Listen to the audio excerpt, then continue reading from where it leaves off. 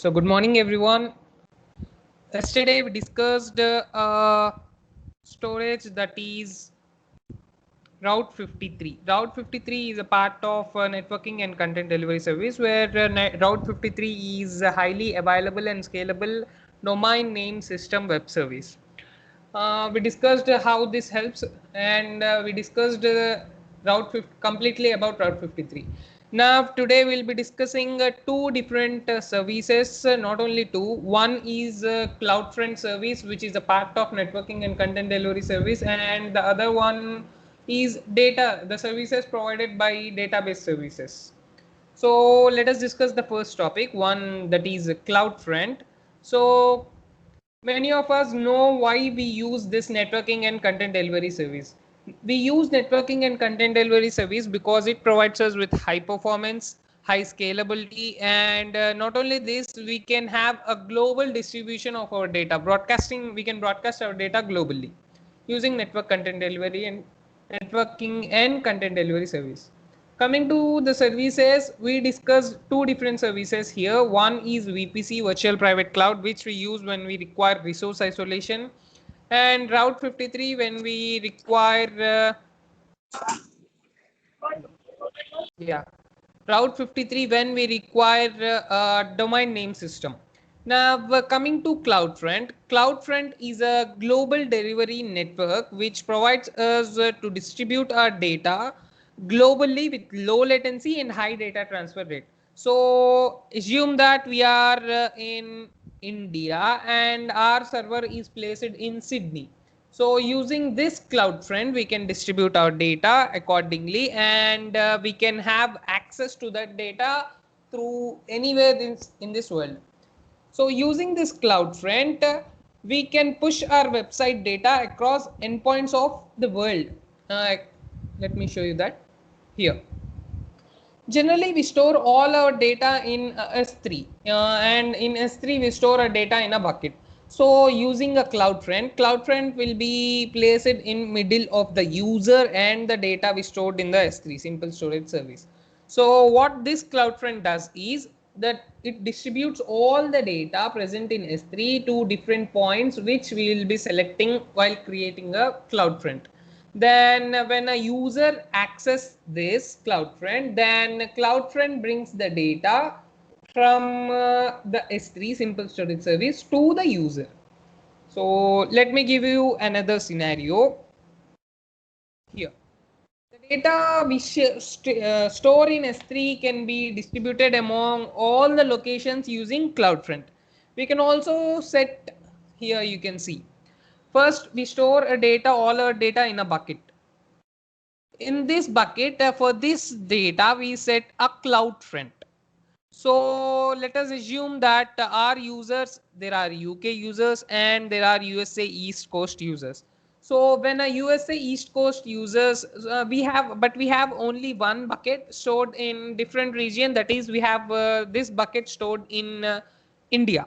So if a UK user requests data, then it reaches to CloudFront, and through CloudFront, it activates the cloud distribution, and through this cloud distribution, it distributes the data present in the bucket to the edge location of the London.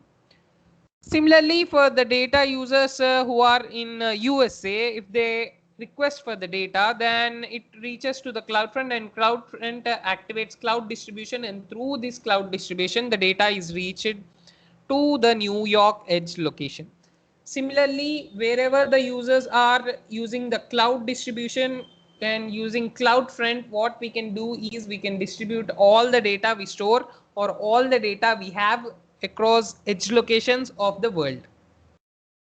So I hope everyone understood this. If you have any doubts, you can ask me now. Nav. Not only this, using CloudFront origins, we can also restrict some areas which we don't like to access. Let us assume that we don't want users from Africa or some backward classes where there are not much users and they use only pirated version of our website.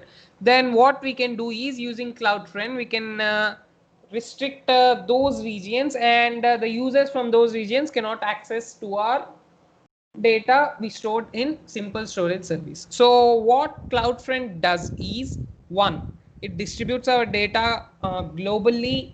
Apart from distribution, it maintains a low latency and high data transfer rate. It uses cloud distribution. CloudFront uses cloud distribution to distribute our data that is present in a bucket that is in simple storage service to reach the edge locations where our users are requesting for our data. Now the second point is we can also set geo restrictions using Amazon CloudFront. So this was all about CloudFront. Now let us look how this CloudFront dashboard is. Now for accessing a CloudFront, what you have to do is you have to first log into your Amazon Web Services Management Console, and in Management Console we have an option networking and content delivery. Here we have to go to this CloudFront service. Now this is the CloudFront dashboard. Here there are not much resources provided to us. What we can do is we can only just create a distribution. While getting into create a distribution, we have two different options. One is web. For web, we have to select first, for creating a distribution we have to select a delivery method, and the second step is we have to create a distribution. So let us see what are the first step. First one is select a delivery method for your content. There are two different methods. One is the web and the other one is RTMP. So what are these methods? Web distribution, this one. Web distribution is used to deliver content such as HTML, CSS, images, files over HTTP or HTTPS. We can say this as a web server, content distribution for a web server. I hope everyone remembers what web server is. We created a web server using EC2 dashboard. So while we have this type of web server that contains HTML, CSS, image files, etc. to distribute media among HTTP or HTTPS, then we have to use this web. Apart from this, we can add, update or delete objects and submit data from web forms. We can also use live streaming to stream an event in real time. So this is why we use a web delivery method. Now coming to RTMP, this RTMP is used for media streaming using Adobe Media Servers and Adobe Media Real-Time Messaging Protocol. So if we have something like media streaming, then we'll be using this RTMP delivery method. So this is about the two different methods we are provided here.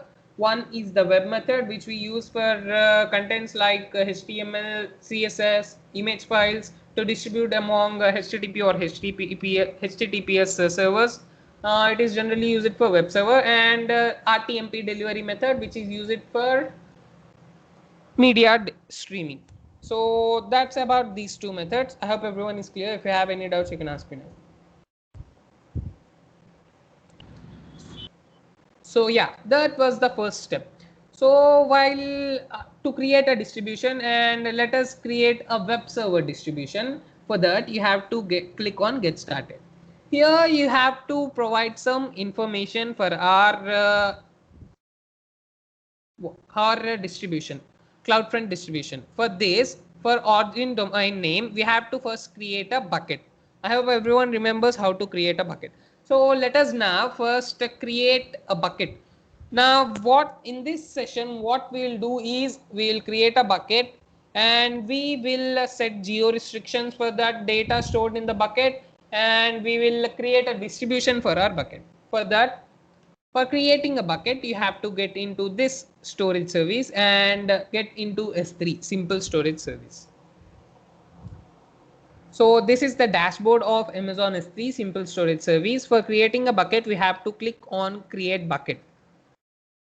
Here, let us give a bucket name. The bucket name should be unique. It should not start with numbers. It should have lowercase letters and it should not have uppercase letters. It should be at least of 3 characters and at most of 63 characters. Now, let us create a bucket. I am creating it as BAIM 1796. So this is my bucket name, and we have to select a region. For now, I am selecting this region, US East and Virginia A.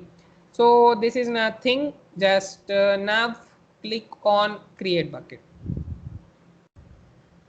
Here we will be having this bucket, and this bucket is created. Now let us upload some files. I'm uploading an image file into this. To upload files, what you have to do is click on the bucket you have created, and here you have different options. In overview, we will be having this option upload. Click on add file. Here I'm adding this image file and click on upload. So it takes time to upload. Now what we have done is, first we have created a bucket which has a unique name, and this bucket is only accessed by us. And then getting into the bucket, what we have done is we have uploaded a image file. So now let us get into properties. Here we can enable versioning. I told you how to enable versioning, how to enable service access logging, starting website hosting, all these things. We don't require this. Now let us in permissions, let us change our things to public. Deselecting this, click on save. We have to confirm by typing confirm. Click on confirm. So yes, here our public access setting updated completely. Now let us get back to Amazon S3, and this is our bucket, and you can see objects can be public. So to do this public, we have another option. Just click on the bucket, and here you can have edit public access settings, and we have already set our things to public.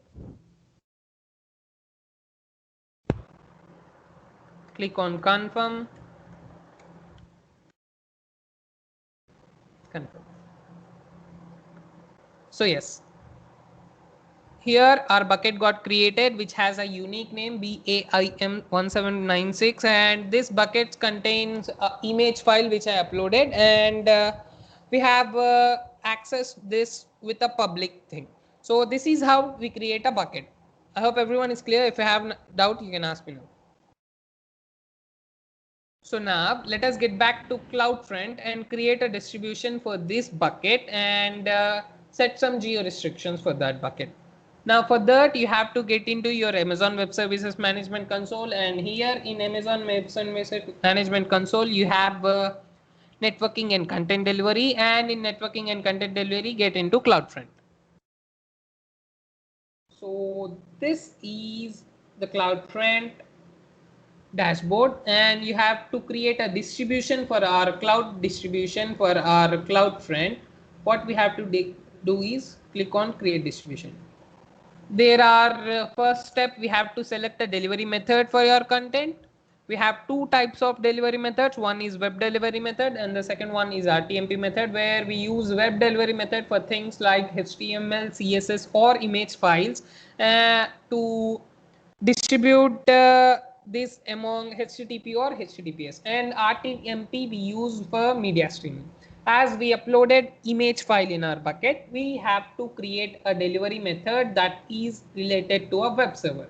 So let us select this one, and here we have different options provided. One, we have to configure our distribution in this step. So the first one here is origin domain name. Here we have to select the bucket which we created, and you can see, everyone can see screen right. Here is the bucket we created, BAIM1793. So this is the one, and origin path is something, if we create when we require a path for our bucket, and we don't require that generally. Coming to origin ID, this we can change, but let us keep it default. we must give a origin ID along with the origin domain name. While you give a origin domain name, this origin ID will be created automatically. Let us leave it. Now coming to this option, restrict bucket access, we can either select yes, that we want to restrict the bucket access, or no. So here origin connection attempts 3, connection timeout 10. So coming to default catch behavior, these are the things, those are pre-configured, and if you want smooth streaming, then you can select yes. If you want to restrict viewer access, then you can select yes. I'm selecting no for everything. Now this is our distribution setting. Let me show you what happens when we select no. So when we select no, we have to give whether origin access identity, we should create a new identity, or we have to use an existing one. This is our choice. Well, if you want to create a new access identity, here is our identity comment name. If you want to grant read permissions on the bucket, that means if someone wants to read our data present, all the data present in our bucket, then we can give the permission here by selecting yes, update bucket policy. No, I'm selecting no, and all the things are same. So I'm not restricting my bucket access now. So this is something origin customer headers name. We don't have to bother about this. If you want to tag something into your distribution, then you can do it using this header name and value. Now coming to distribution settings, first we have a price class. That means the cost of this distribution depends on this. Here we have different options like use only US, Canada and Europe, use US, Canada, Europe, Asia, Middle East and Africa, use all edge locations. I'm using use all edge locations. By selecting this, what we have done is we have created a cloud distribution which can be accessed throughout this world. If our data is present, as you can see, our data while creating a bucket, we created in a region US in East Virginia, right?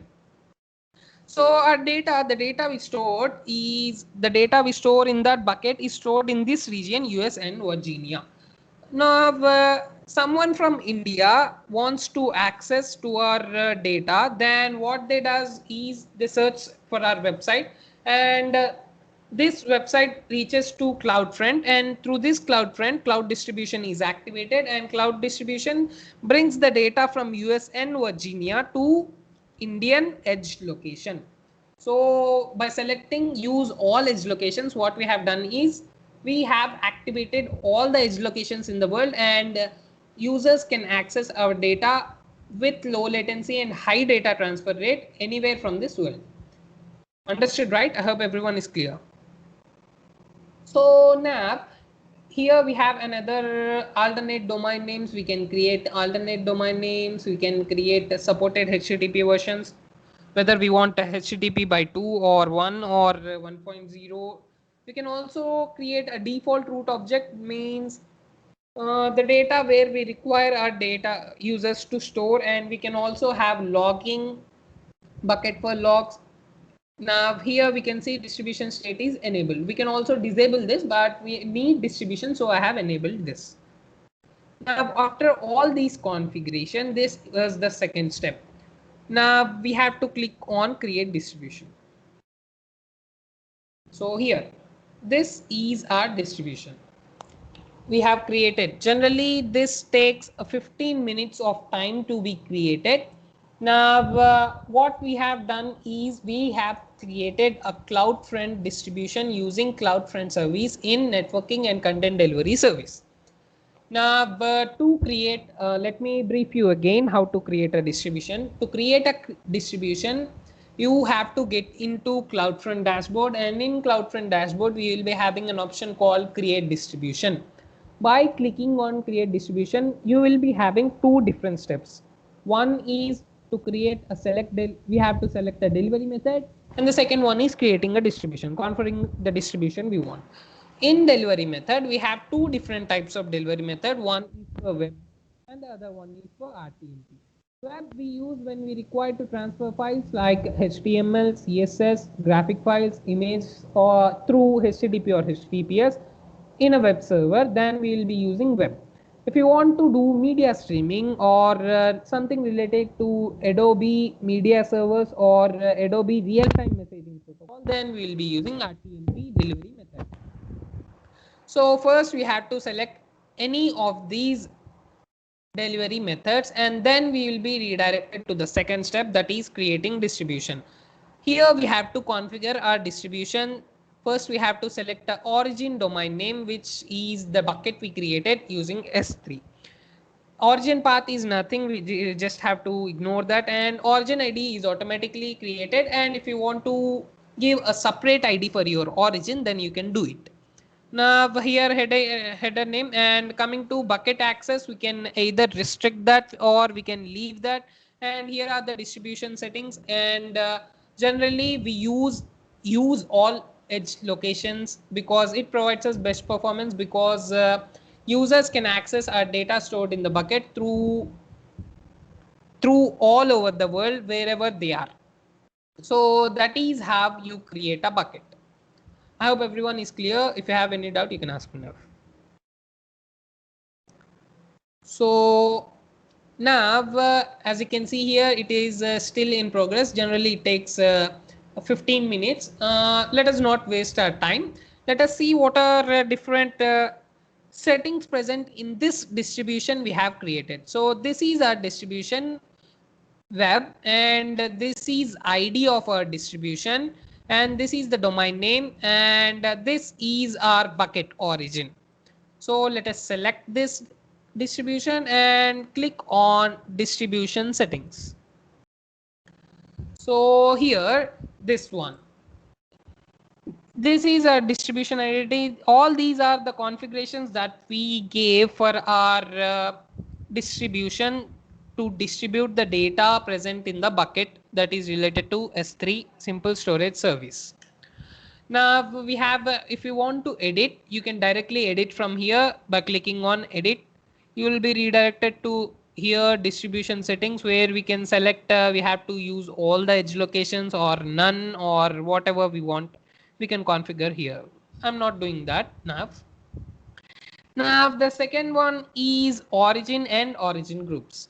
Here this is our origin domain name path. If you want to add another bucket or another data related and you want to include that data in this distribution, then you can do that using create a origin, and you can add a origin. Here you just have to give the origin domain name, origin path, and ID, and by clicking on create, your new will be created. Your new distribution related origin will be created. So that's all about this origin and origin groups.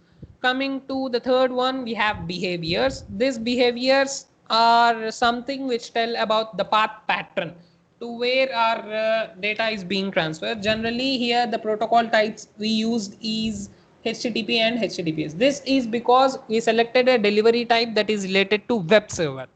So here we can see HTTP and HTTPS are our data types. Now this is the behavior of the distribution. If you want to create a new behavior, then you have to click on create behavior. And here you have to give the pattern, and all these you have to configure. Then you'll be created with a new behavior for your cloud distribution. Now the fourth one here is error pages. Generally we can create error pages. Assume that our website got stuck and the users are getting an error. If they are getting an error, using this we can create a page where if there is an error, this page will be shown to those users using our things. Generally while you use some servers, we receive a page called web server is busy, right? So you can create that web server is busy page using a create custom error response. So here you have to create a code, and you can give a code 404, 403. These are different error messages you can give to your users searching your data across this world. Understood about error pages, right? And the third one is restrictions.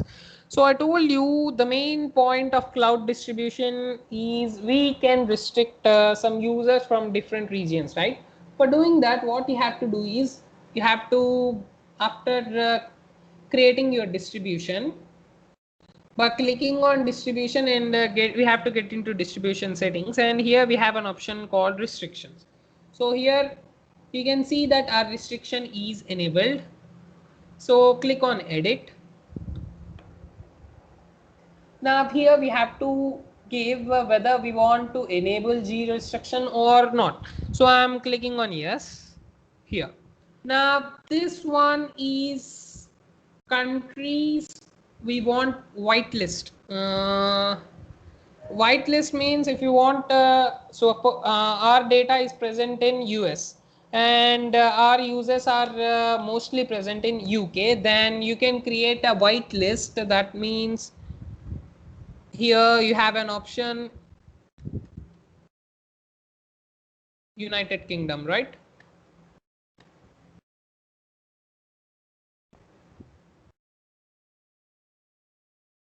So yes, by selecting this, and you can click on add here. So all the users present in a United Kingdom are whitelisted, and these are given the most priority. So suppose that our server is busy, assume that our server is busy, and if someone is accessing from United Kingdom, then first priority will be given to the people or the users accessing from United Kingdom, and the second preference will be given to all other users. So this is how we create a whitelist users. Now if you want to restrict someone, then you have to type blacklist. Remove this. So now I don't want users from this Bahrain.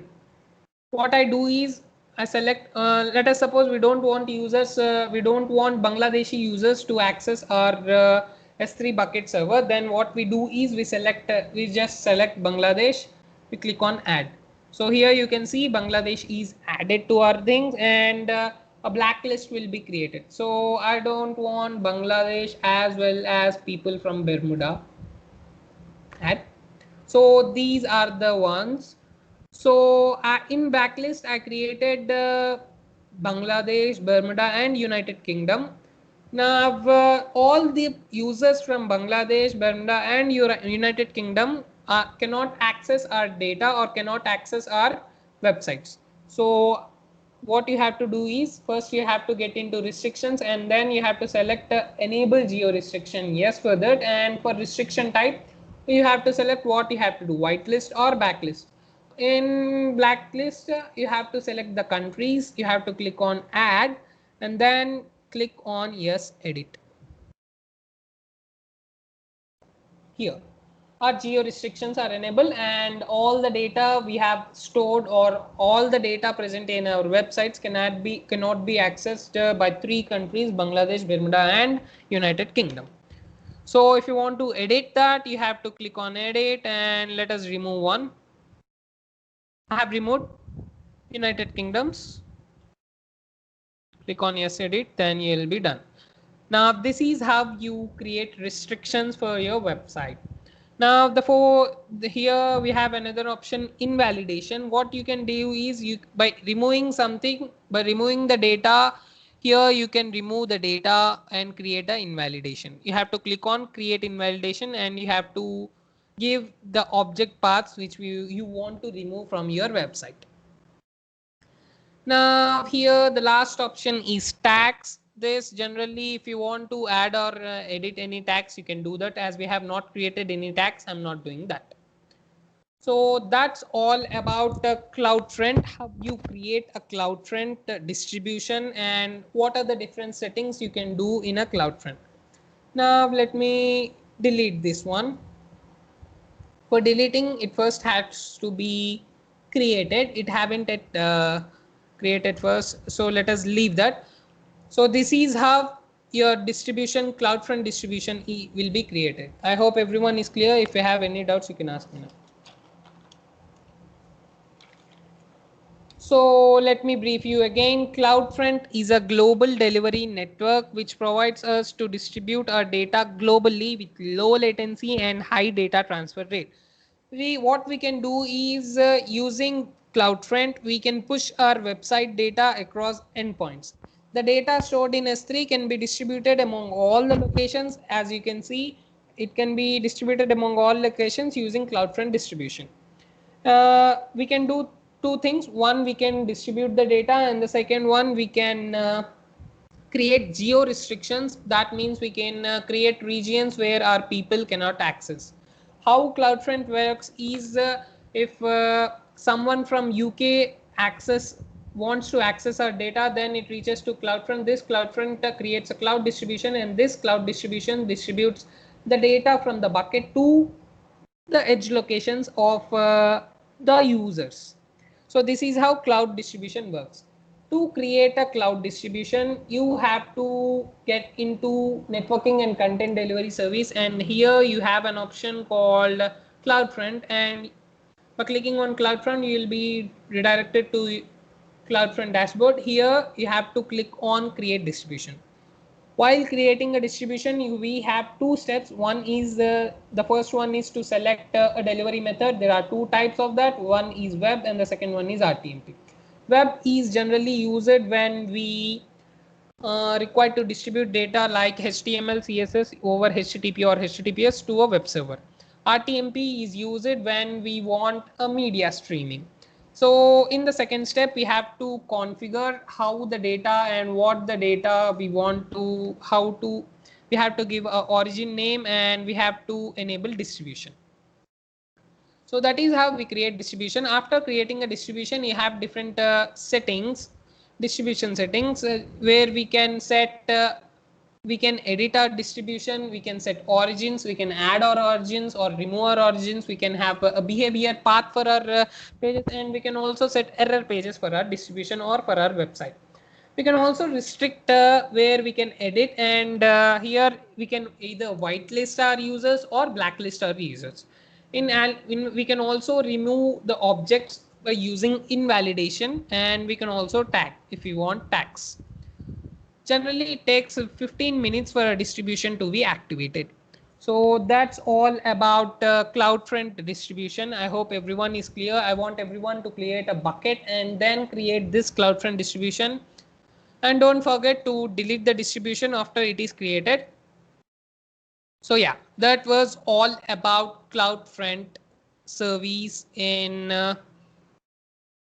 Amazon Web Services console.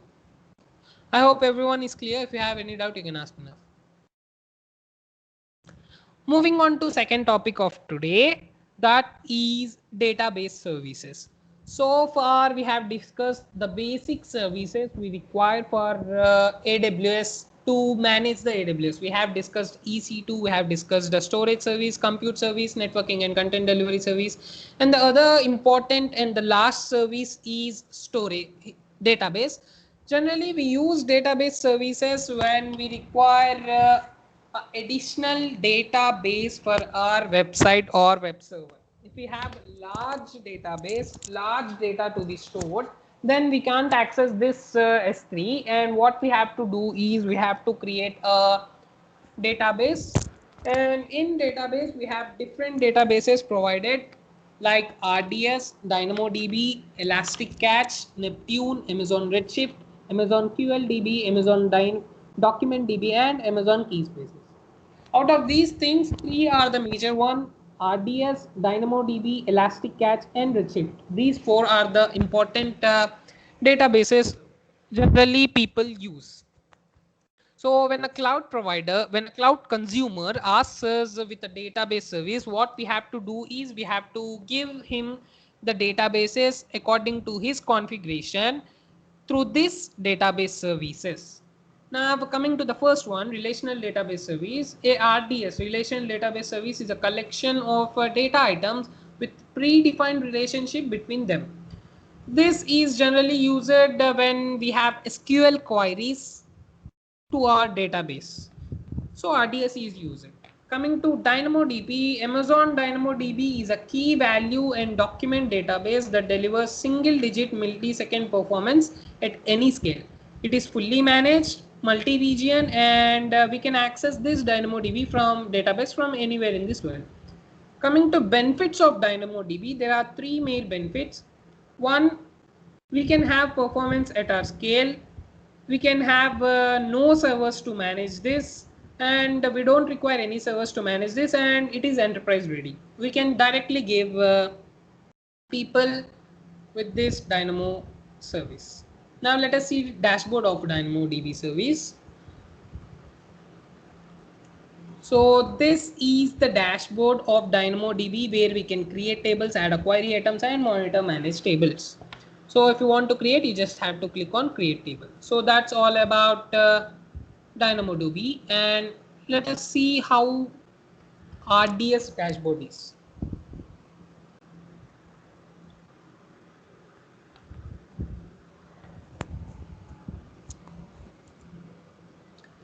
Now the fourth important one is Amazon Elastic Cache.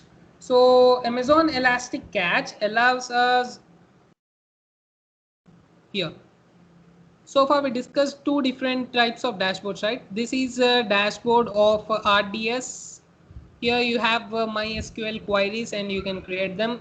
Now getting back to the services, RDS, DynamoDB, and now coming to Elastic Cache.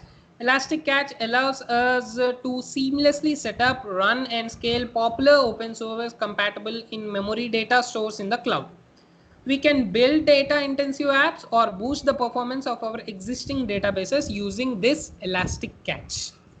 So coming to benefits of Elastic Cache as well, there are three important benefits. One is we can have extreme performance using Elastic Cache, and this Elastic Cache is fully managed and it is scalable. Now this is the dashboard of Elastic Cache. Here we can launch a cluster, connect to a cache, and manage things. So Elastic Cache is a web service that makes it easier to launch.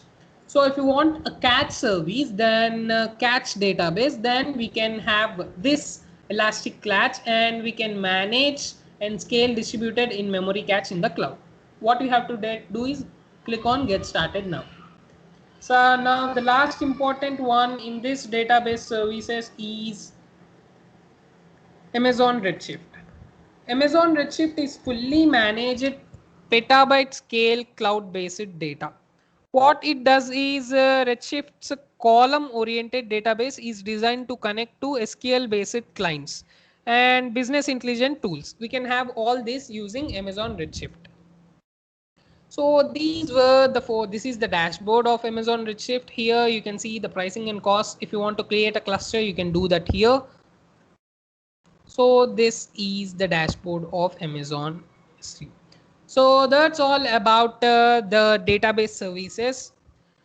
If the cloud consumer asks us to a database service, then we have to get into this database service, and if he wants something like SQL related to database related to SQL, then we provide him using this RDS service. If he wants something related to a DynamoDB, that means if you want if he want a key value document database, then we will be providing him database using DynamoDB. If you want a cache service in the memory, then we will be providing him that service using Elastic Cache service. Now Amazon Redshift, and here Amazon Redshift, if his data is related to petabytes, then we will be using Amazon Redshift and providing him the database service.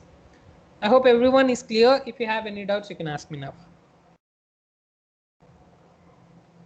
So that's all for today, guys. So far we have discussed all the services, all the required services and important services that are required for us to learn in Amazon Web Services. Next week will be our last week, and in that week we will be discussing the things related to security and the things related to managing all these services. Next week we will be starting with IAM, Identity Access Management. So that's all for today. Thank you.